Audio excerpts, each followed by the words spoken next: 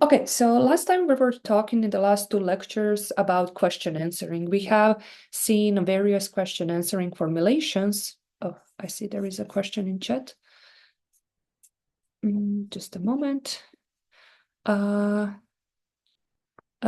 So the question is about grading. The grading is done. So you should be able to see your grade in Gradescope. And if you have any concerns about how your assignment is graded, please open a regrading request in Gradescope in the following 7 days. But yeah, there has been an announcement this morning about this. Okay, so yeah, basically where we left off last time is that I showed you this one approach to question answering of open questions, where we said open questions are basically typically factual questions where there is some relevant context, but that relevant context is not given to the model. Rather, the model needs to automatically find that relevant context from a data store of possible documents that could be relevant, and then answer the question based on the retrieve context. And the last time we talked about one way to produce an answer by selecting an answer span that answers the question from a given context. Today we are going to move into another approach, which might be more natural to you because you are more accustomed to generation than prediction. And in this approach, we are still going to use the same retrieval to retrieve relevant documents, but instead of selecting the answer span, namely predicting the beginning and end of the answer, we are going to generate the answer by deploying the next token prediction as always. And your natural question to seeing this approach could be, why is that necessary? Like, why can't I just give a question to my favorite LLM, whatever it is, and get the answer out of it? Wouldn't that be sufficient? And that's a great question. There is something called parametric or internal knowledge of LLMs. The idea that information is stored somewhere in these pre-trained weights of the LLMs, which gives them capacity to do all of the tasks we have talked about without even additional fine-tuning, just by prompting them.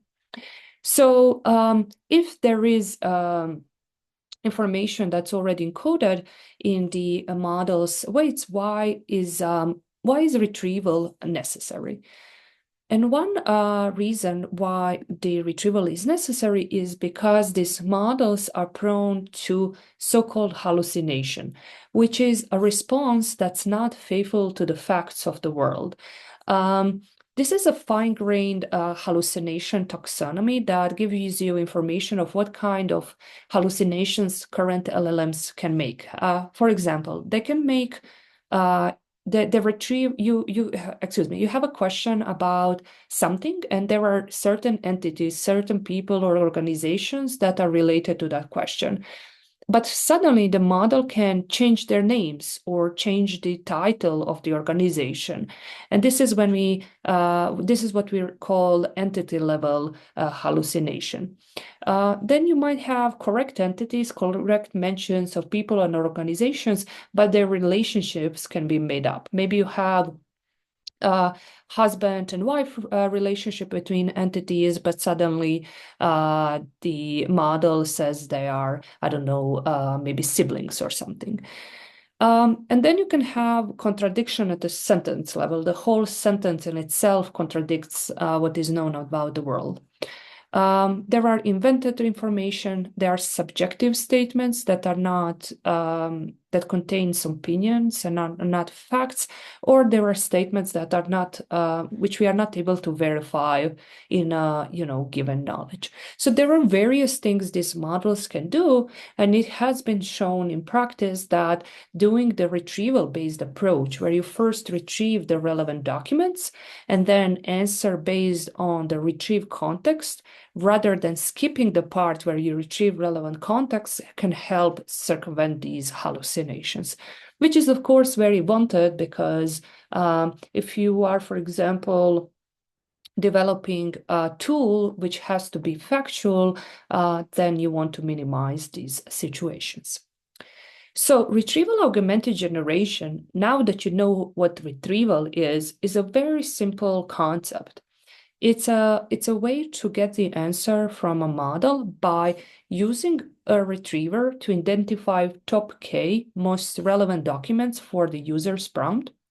And then you add those retrieved documents to the prompt. So you just concatenate them in a long string and you prompt the LLM to generate the answer. So instead of just having question, answer column, and then prompting the model to generate the answer, now you will have you will start with a bunch of text that's potentially relevant to the document under your retrieval system, and then you will finish with the question, answer column, and the model needs to respond with the answer.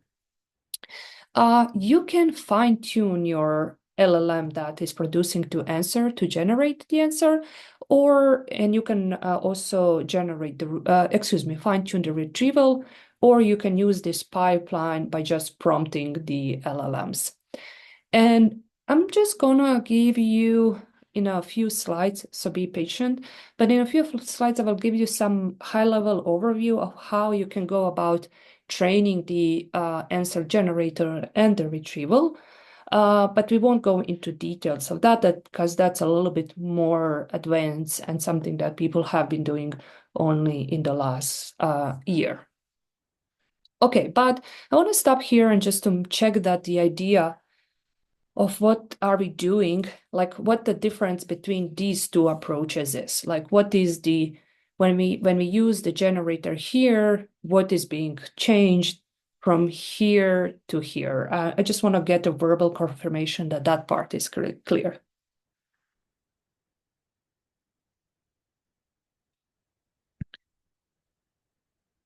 All right, I will keep the pauses long until I indeed get the confirmation. I know it's a little bit annoying that we are virtual, but I still want to keep the interactive lectures that we had when we were all in person. So the question is it clear what has changed between these two approaches, which I'm two approaches I'm highlighting with the laser point here? It makes sense to me. Perfect, thank you. Okay, then since there are no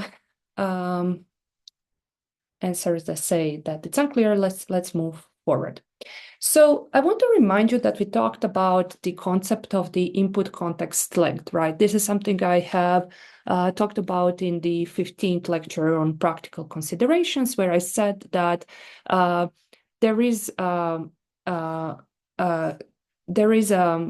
basically we can always process arbitrarily long sequences with our decoder-only transformer models, but how the length that we can actually effectively process is determined by the length that creators of this model have been using for pre-training. So whatever they have, the longest sequences they have been using, you are kind of more or less stuck with that length. You can't, although you can process longer sequences, you can compute the representation and everything else you need. In reality, you shouldn't expect a good performance.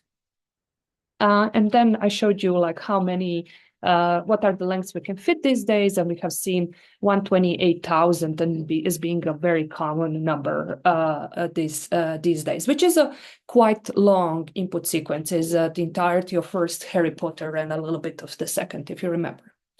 However, practical consideration I want you to remember is that these two results that have been recently shown.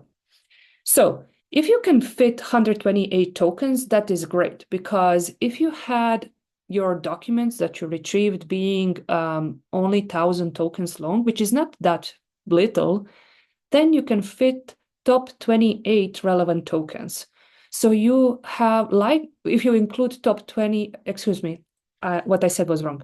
If you include top 128 relevant documents, there is a higher likelihood that you didn't miss the one that's truly relevant compared to just giving the top retrieved document in your context. So more of the top documents you add to your context, higher the chance is that you have actually given a relevant document and kind of circumvented the errors that your retrieval model is making. And that would be great if we didn't have the following issue, which is that results shown in this paper, which has shown that in this plot you can see here on the x-axis we have the position in the of the relevant document in the context that we are giving to our LLM that generates the answer. So here in the first position, that means that document that's actually relevant to the question, we give it as the first part of the context, first part of the prompt, right? And here it's coming as the last part of the prompt before the question. Here we are actually putting it in the middle.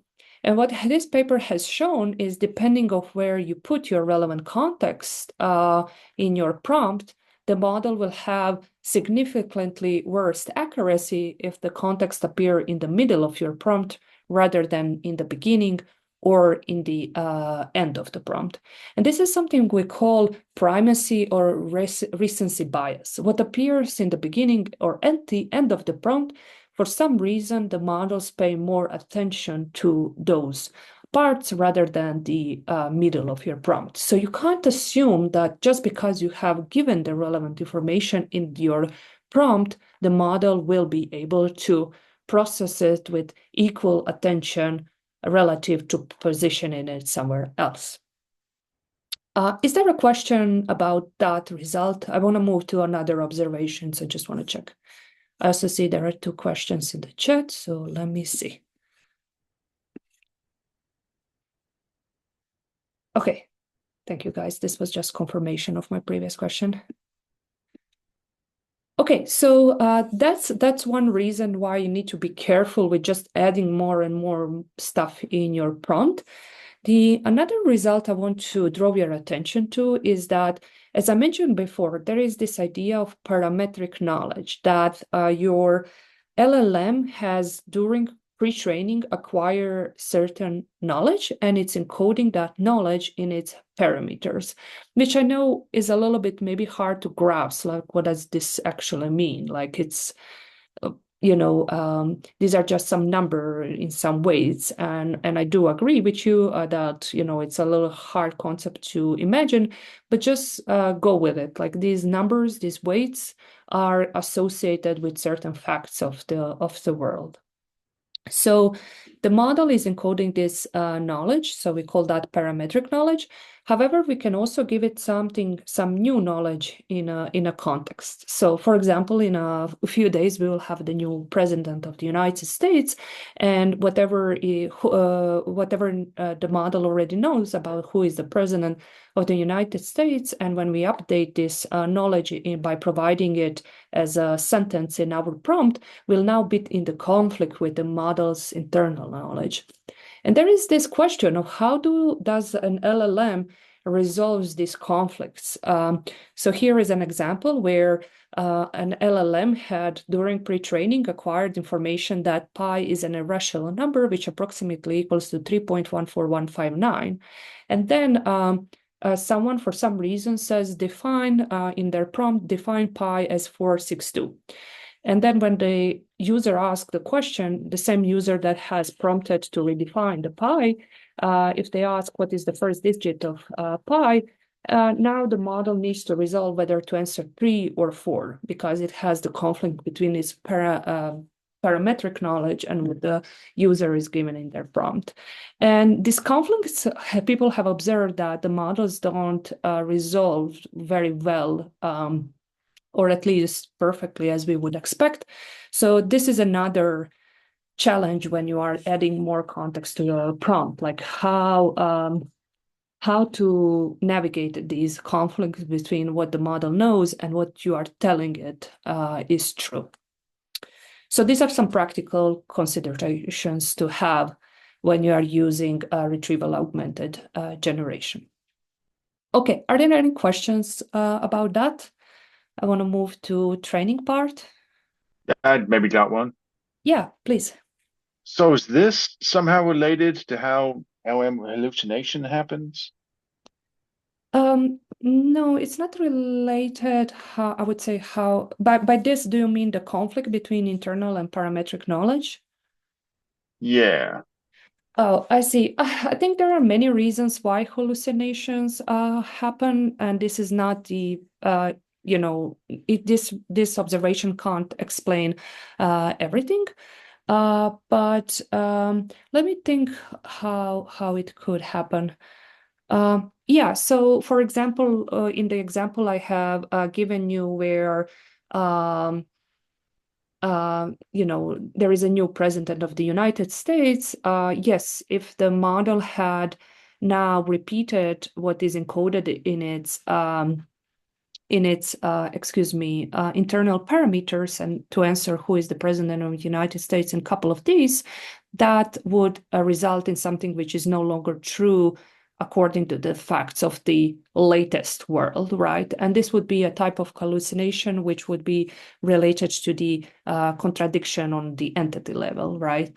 But not all types of hallucinations can be, I think, explained by these conflicts between parametric and external knowledge. For example, sometimes models are uncertain and they are not trained very well to say, I can't tell you, I just don't know what the answer is. So some of these hallucinations will appear because the model is uncertain but doesn't have good mechanisms to communicate that uncertainty, just as an example. So to answer your question more concisely, some types of hallucinations can be explained by the model not being to resolve conflicts between parametric and external knowledge well, but not all of the hallucinations.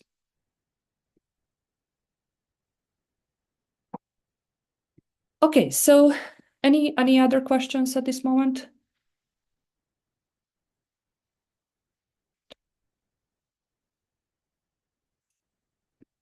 All right. So let's move to the final bit I want to say. And again, I want to emphasize that I'm just going to give you some high-level directions of how people go about training the RAG systems, but I won't give you the details because that would be a little bit too advanced for what I think for this course. But I do want to give you some high-level ideas.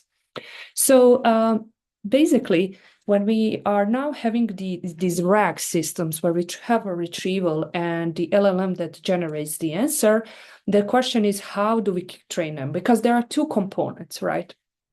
And so far, I talked about these things as if they are completely independent of each other. I talked about this is a retrieval system, and we train the retrieval system in this way. And now we have our answer generator, which is just an LLM, which gets a richer context. And we can also fine tune it with, by adding actual relevant documents and asking question and generating the answer given the data with all of this information labeled. So what are some training challenges we are facing here? First of all, when you are training, when you are Harry McLaurin for Devontae Smith when Devontae Smith does worse than Harry McLaurin. Yeah. Like, what are you? There's no benefit out of that. Oh That's my God, guys. Because the wider and I was okay. Yeah, losing my track of thoughts with all these distractions, but let's try again. So I was saying, what are the training challenges we should consider with these retrieval systems? So first challenge is that our index with dense retrieval are, just this. Let me just give me just a second to change something in my setup here. Okay. All right, I think this is going to be better. Okay, so third time. So the challenge with updating the retrieval model is that updating the retrieval model means that for every single item in our external data store, we have to update its vector representation. But remember that our data stores are huge. They can have hundreds of millions of items if the retrieval is realistic. So doing all of those vector updates with every step of your gradient descent is actually a very expensive operation. On the other hand, updating our LLM, which we use to produce the answer, is also expensive because it's typically a large LLM model. So these are, everything is a little bit expensive. And one option we can do is, as I said, train the retrieval once and be done with it, and then train the answer generation LLM completely separately. And this is a completely valid option, some that you might opt to do often, but the limitation of this option is that your retrieval and your answer generator are never communicating between each other.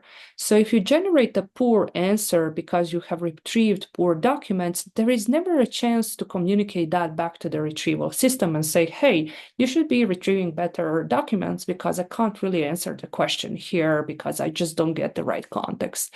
And that's what's missing when you train everything separately. So another option you might opt for is where you do this so-called sequential training, where you first train your LLM. You have your retrieval model. I guess here the retrieval model is already trained, and then you freeze it, you don't change it. And then based on the retrieved documents, you are answering your question with your generator LLM and changing, making the answer generation as best as possible with this fixed retriever. And then you freeze your LLM that is answering questions, and you are updating the retriever by basically doing what I said, like this frozen LLM won't have the capacity to answer questions well if the retrieved documents is bad.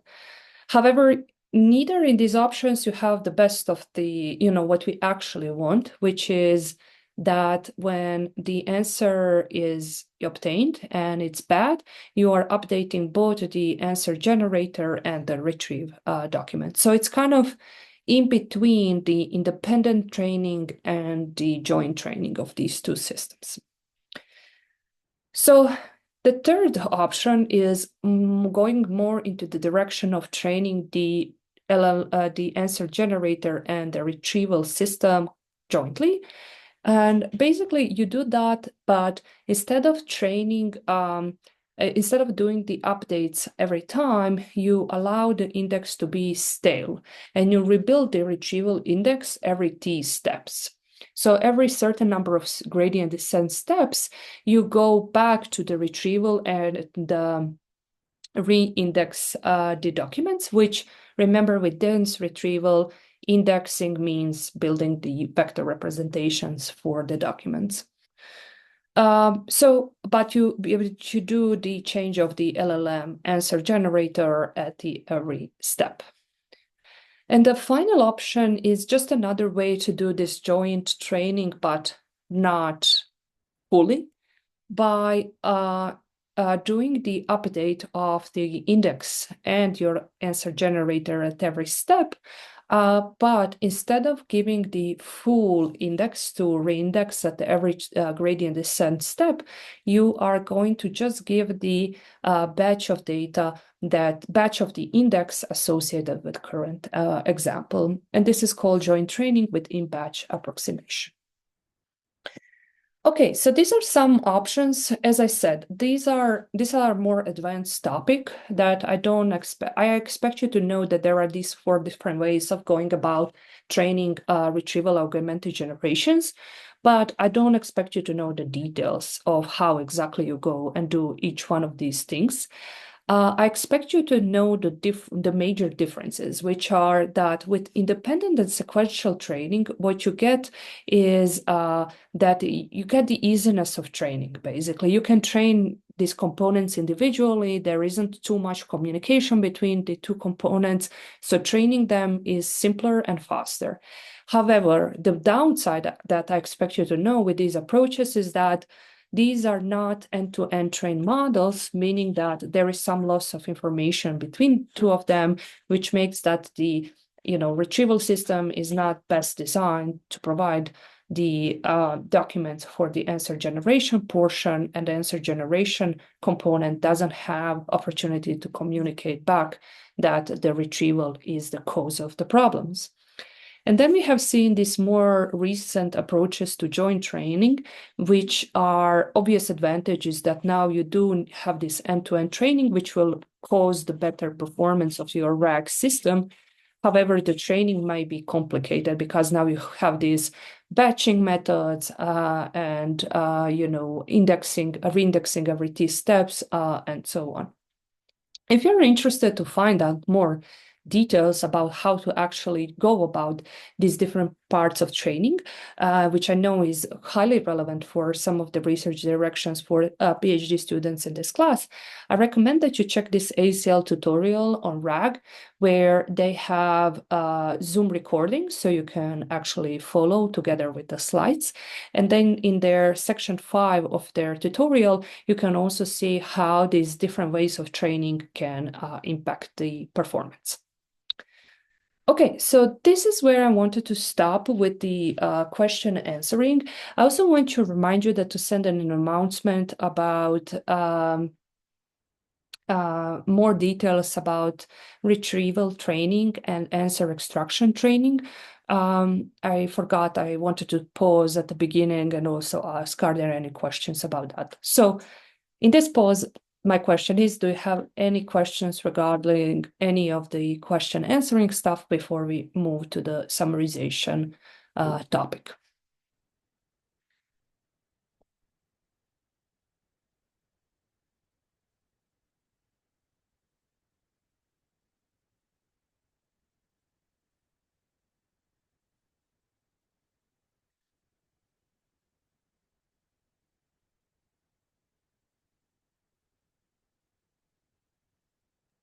I don't have any questions.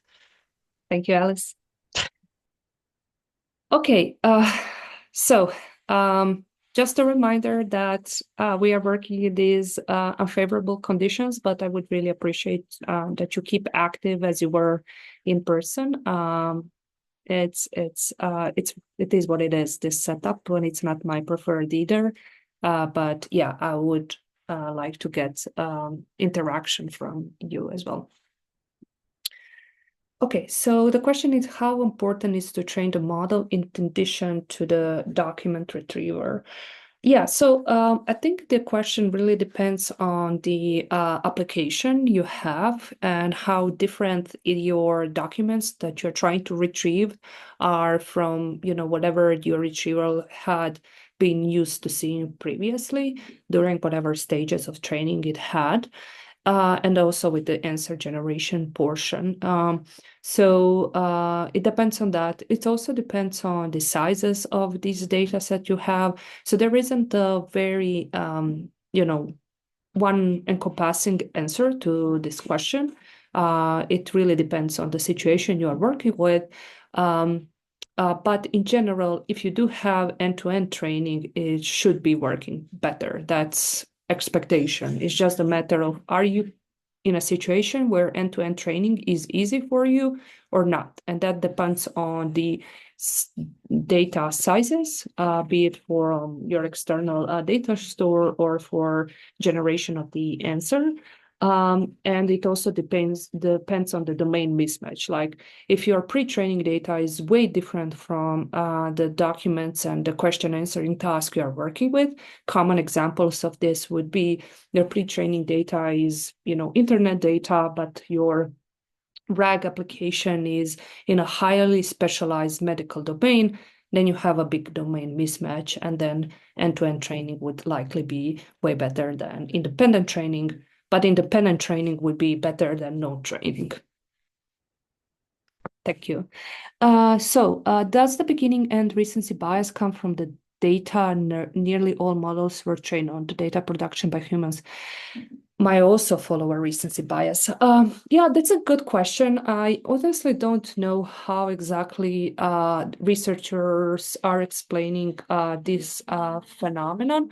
I do think it is associated with commonly the way we as people write information. So we will talk about summarization in a few slides, and then we'll see that very often what we deem is important is placed at the beginning of a passage, right? Or you put kind of important information at the end of the passage to kind of present somewhat of a conclusion of a paragraph. So yes, I do think it comes somewhat from the data. So the follow-up question is due to inclusion of filler words, etc. I don't understand the question. I'm sorry. Can you maybe elaborate on what do you mean by that?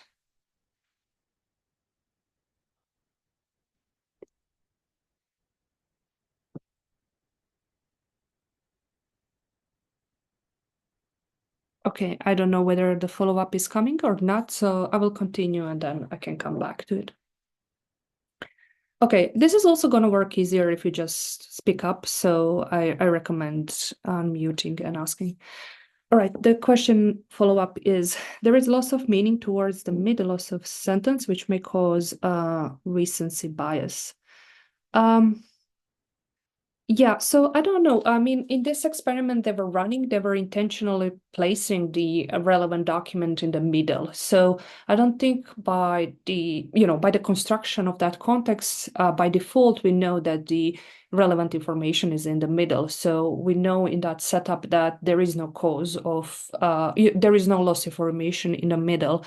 But going back to what I said before, I think human written texts are such that we as human writers often write important information at the beginning and end of our passages. And given that there is a lot of pre-training on human data, I do believe that the models have learned that there are useful informations in the beginning and at the end of passages, but now that we use them in situations where that's not the case, there is this mismatch. Yeah. All right, so let's continue with summarization. Okay, so here I will, I think summarization is one of these tasks, such as question answering, that doesn't need a big introduction of what the task is, right? Summarization means making a summary of some larger piece of text by containing, keeping the most relevant information in this shorter summary. So I want to do this exercise jointly, and I wonder, excuse me, whether it's going to work now that we are online. But here I will give you an article from this NPR article titled "A Boeing Whistleblower Raises Fresh Concern About 787 and the FAA Investigates." And I will show you the article and I will read a sentence and you will say whether that sentence or part of it is something you would include in your summary. So yeah, I would ideally like you to either speak up or write in your chat yes, no, as including the sentence and substring that you are actually caring about. So first sentence is Washington-federal regulators are investigating a whistleblower's claims about flaws in the assembly of Boeing's 787 Dreamliner. Do we feel like that's important information? Which parts? First sentence, a lot of yeses, and yes, I agree. And this is an example of what I was just talking about, how we put like very relevant information at the beginning. All right, so let's move to the next one, which says, longtime Boeing engineer Sam Selpur went public Tuesday with claims that he observed problems with how parts of the plane's fuselage were fastened together. What do we think about this one? Second sentence, yes, thank you. Yes, no by Alice, yes. Yeah, and my own opinion is somewhere in between. Have in mind you are trying to produce the summary. So do you feel like every piece of information here is important? Okay, for example, Nate says not the name. Yeah, I also agree that, like, I think long-time engineer is important. We see here that the part of the fuselage problem being the problem is an information that's important, and I agree. Like, what type of issue there are with the plane, I would like to know if I am entering one. Is it like the engines are falling off, or how severe the issue is, right? But maybe the name is not super important. Maybe it wasn't important that he went public last Tuesdays, and so on. All right, so let's move forward. So at the end, we have Boeing immediately pushed back. Do we feel like that's important bit of information? Yes, yes. Yes. Yeah, and I agree that's an important bit. So what we have been doing by doing this exercise, it's the context selection. We were picking the right content to include in our summary. And what we were looking at is relevance, determining what info is most essential and relevant to the main point of the article. And sometimes deciding what is relevant, what is essential, can be domain specific. So, for example, in this Boeing example, what I felt to be important is which airplane exactly, right? Because maybe I opt out to not go on that plane, although we all know that we don't really have that option. If you had a summarization of an article about earthquake, then epicenter is a very important information to include, which might not be a word that's important in other contexts. So what is relevant can be quite domain specific. And then at some point, I started to remind you that you also need to be concise, right? So there is this interplay between, okay, this is a relevant information, but I also need to be concise. So is it relevant enough to be included in a summary, which must be brief? And finally, we want to avoid inclusion of a single perspective. And this is why I ask you in the end, do you feel like it's important that Boeing push back? And I am happy you all said yes, you feel like that's important. And this is also something we want to include in our summarization systems. They should be able to keep perspectives from multiple views if they are presented in the document rather than just from a single point of view in their summary. So it's important that the summarization system is not biased towards single perspective just to keep the, let's say, summary briefer. Once you have selected the content, and this is something we haven't done in this exercise, there is a question of how you will present that information, or basically how are you going to write a summary. And I will now teach you 3 different ways researchers in NLP approach this part, how to present a summary. The first approach is so-called extractive summarization, where you select whole sentences for a summary. So basically, when I was asking you, hey, do you want to include this sentence or not, you would just add all of those sentences in your summary and present them as your final summary of the document. Another approach is sentence compression, which is not super common these days in NLP anymore. But here, what you are doing is you are selecting those sentences, and then you are compressing them by deleting some words, which I have done. For example, here, I deleted immediately. I just wrote the Boeing pushed back. And finally, there is an abstractive summary where you rewrite and re-express the content freely. So, for example, an free-form abstractive summary of this document could be that Sam Selpur, a Boeing engineer, has made public allegations about assembly issues in the Boeing 787 Dreamliner, blah, blah, blah, blah. So here you see that we have completely changed the wording of the original sentences.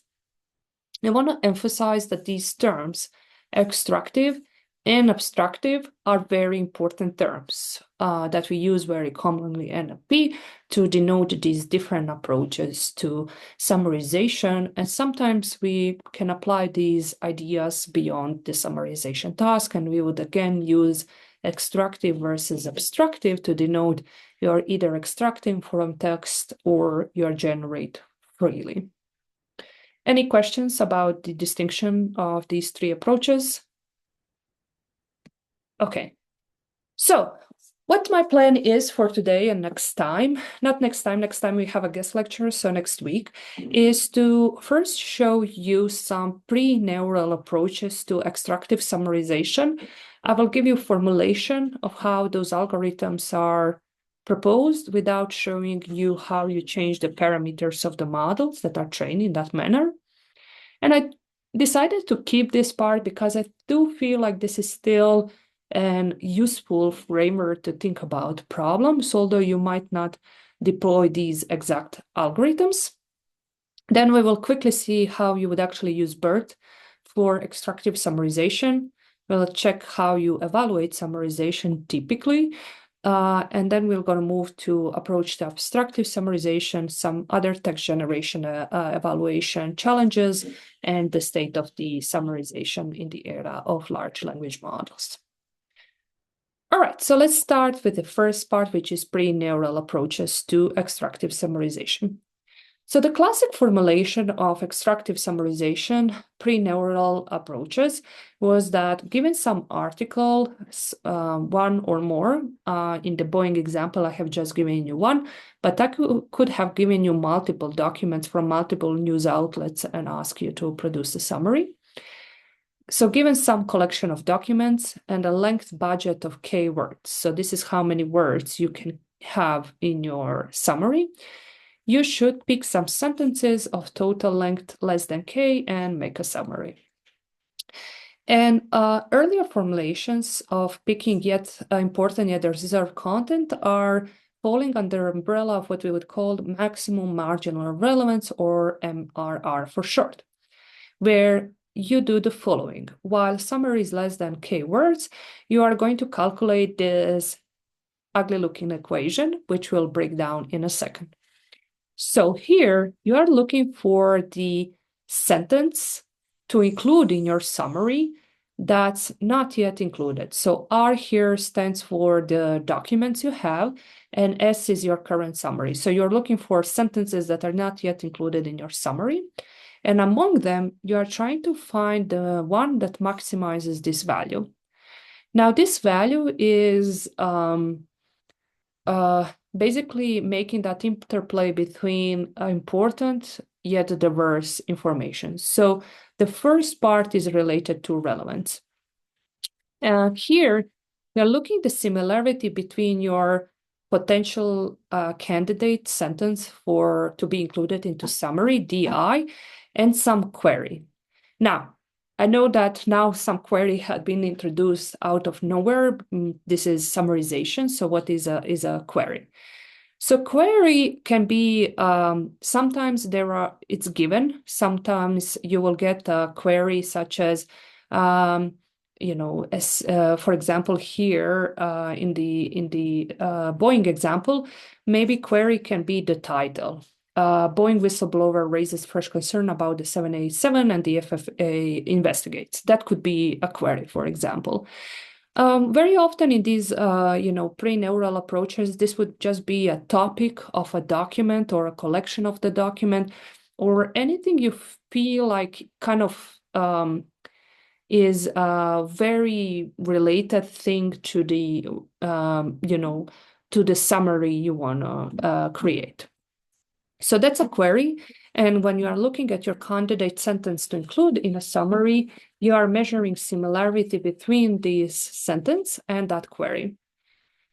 On the other hand, you want to make sure that whatever you have already included in the summary and your candidate sentence DI are not too similar, because you want to have a brief summary, which means that you can't include redundant information because you have only keywords to include.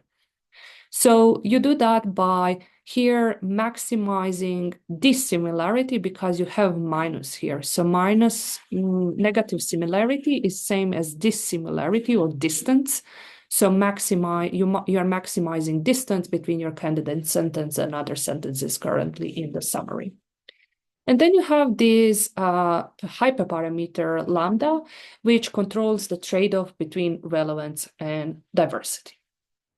And once you have calculated this value for all candidate sentences that are not yet included in the summary, you can rank them and pick the sentence with the highest MRR score to be added in your summary, and then repeat this process until you have less than K words. So this is a general formulation of maximum marginal relevance, and then you have different algorithms that are actually operationalizing this idea. One approach is so-called centroid method, where at the time 2000s, when we didn't have fancy dense representations for our documents, you would represent your document or collection of documents to summarize, and you would represent each sentence in that collection using TF-IDF vectors, for example.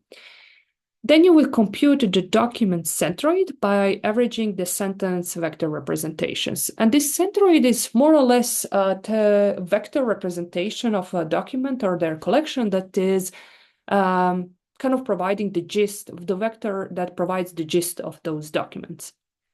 So what you do with centroid method is, again, while your summaries while its length is less than K, you are going to check the relevance by ranking all of the sentences based on their cosine similarity to the centroid. So the more similar the sentence is to the centroid representing the document, then it's more related to the gist of that document, or the most important information in it, which is basically what we want.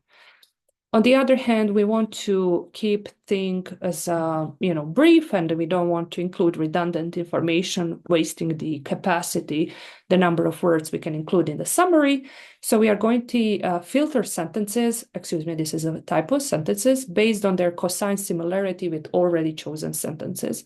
And this you can do by computing the cosine similarity and having some threshold, some hyperparameter, where you cut off the sentences if their similarity is too high according to your threshold.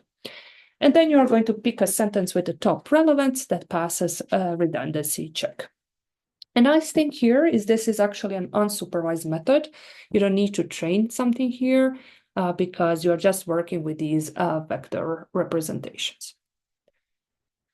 However, in this age, in these pre-neural approaches, this idea has been then further, advanced. And I just want to give you an example of interlinear programming approach to this MRR approach to extractive summarization.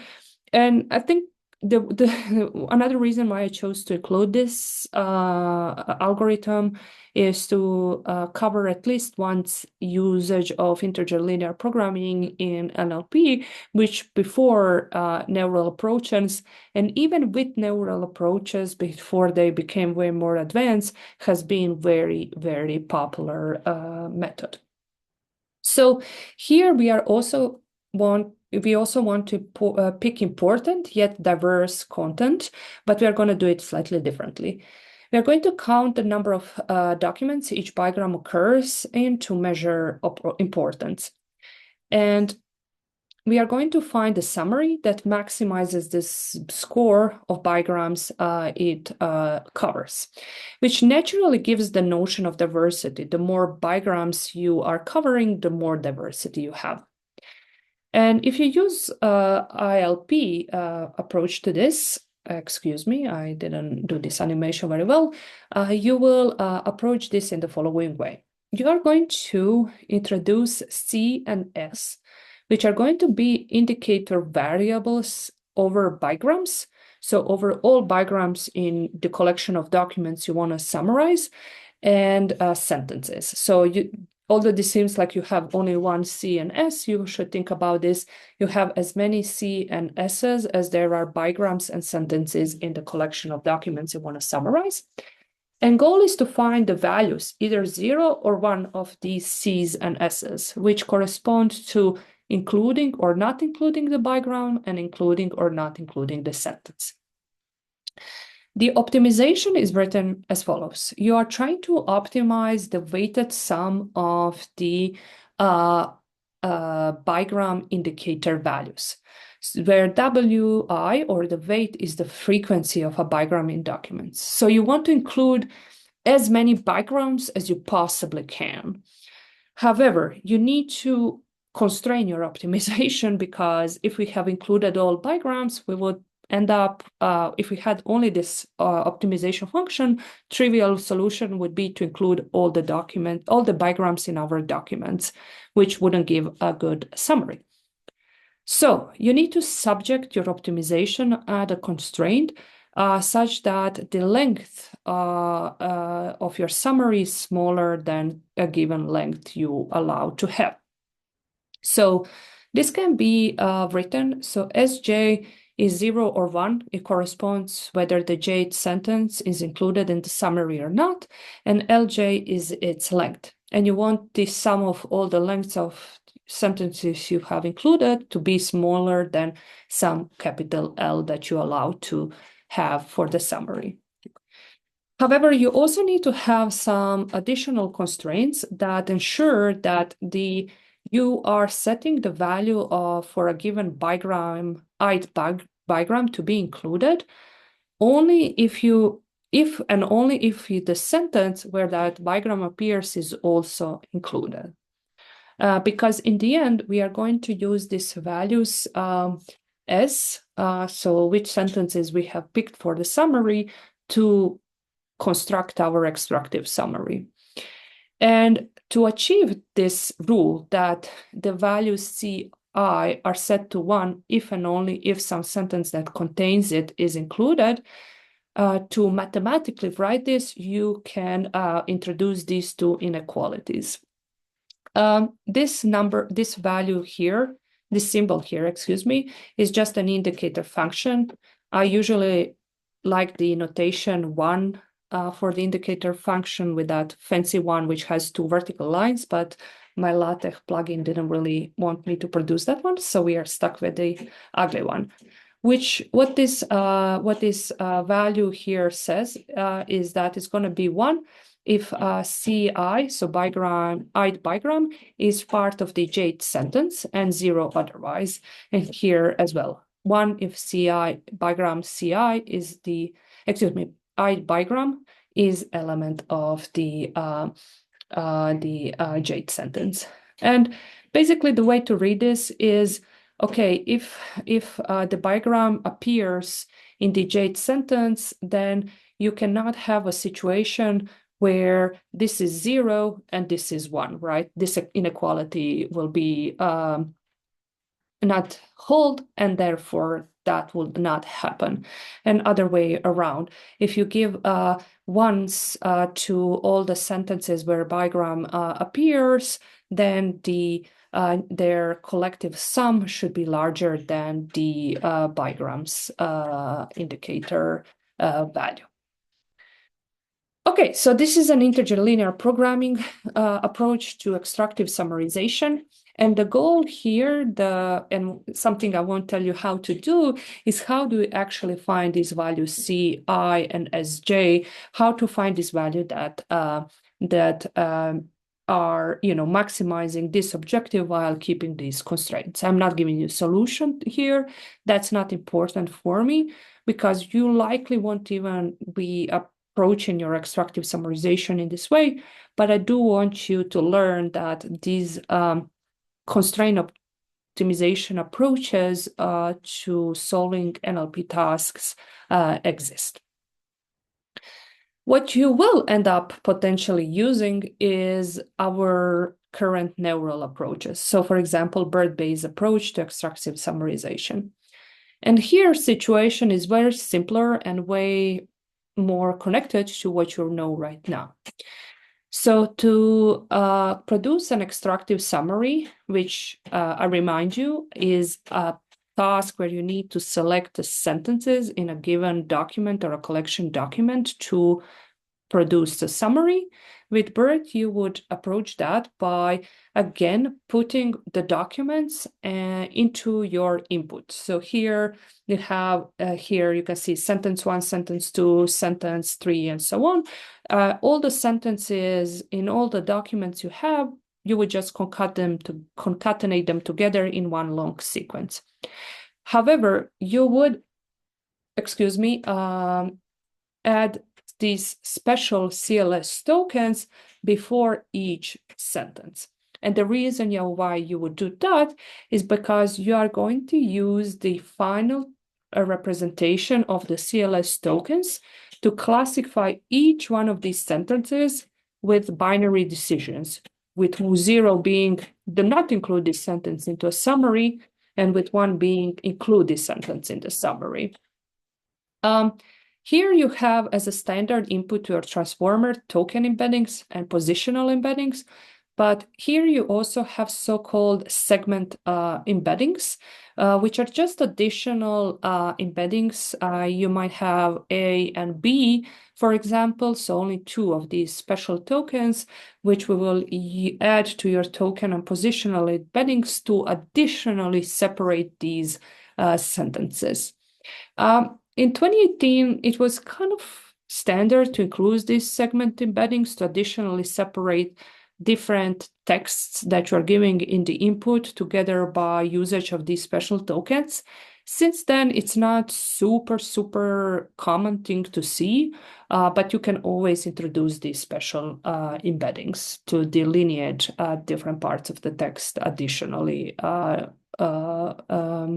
together with these special tokens. So once you have made decisions of which sentences to include, then you can retrieve only those sentences and put them together in a sequence, and that's going to be your extractive summary. Okay. Are there any questions about these extractive approaches?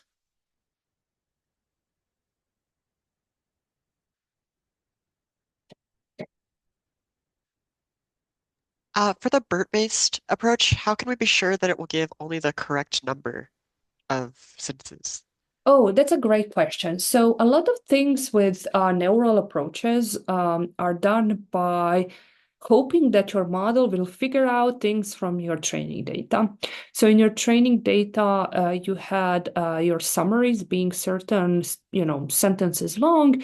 And by seeing many of those summaries, your BERT-based approach will kind of implicitly learn, well, summaries are typically, I don't know, I'm just making these numbers up, 6 to 10 sentences long. So I shouldn't go rogue and try to produce too short or too long sequences. And we typically do observe that whatever is the data statistics in our training data, we will observe that these neural models, pre-trained neural models, do kind of mimic that data distributions. They are rarely going to now start to spiral and produce too long sequences or too short. But you're right that there isn't anything that we have explicitly told to the model about what is the length of the resulting summary we want. We simply lost that level of control with these neural approaches. Okay, that makes sense. Thank you. Any other questions? Okay, so we have a minute left. So instead of trying to move forward, I will just remind you what comes next. We are going to talk about how to evaluate summarization, and we are going to talk to approaches to abstractive summarization, which will bring us to some challenges, more general challenges with text generation evaluation. And I will just give you some interesting results about summarization from the last year. So this will happen next Monday because on Wednesday we are going to have a very interesting guest lecture on privacy and memorization of LLMs from a researcher who is expert on those topics. Okay, so yeah, please let me know if you have any questions given this new format we are stuck with, and If you have any suggestions about how to improve your online virtual experience in this course, let me know as well. Yeah, so that upcoming Wednesday lecture, and I guess all future lectures are going to be Zoomed, right? All future lectures until further notice are going to be remote. Yeah. So everything except your final exam is remote. Yeah. Well, does that include the office hours on Wednesday usually? So all the office hours are still going to be happening at the time they have been happening so far, except that there are going to be online office hours over Zoom, and we have shared the links for those Zoom meetings over email. Right, very great. So times don't change, just the basically location from in person is now virtual.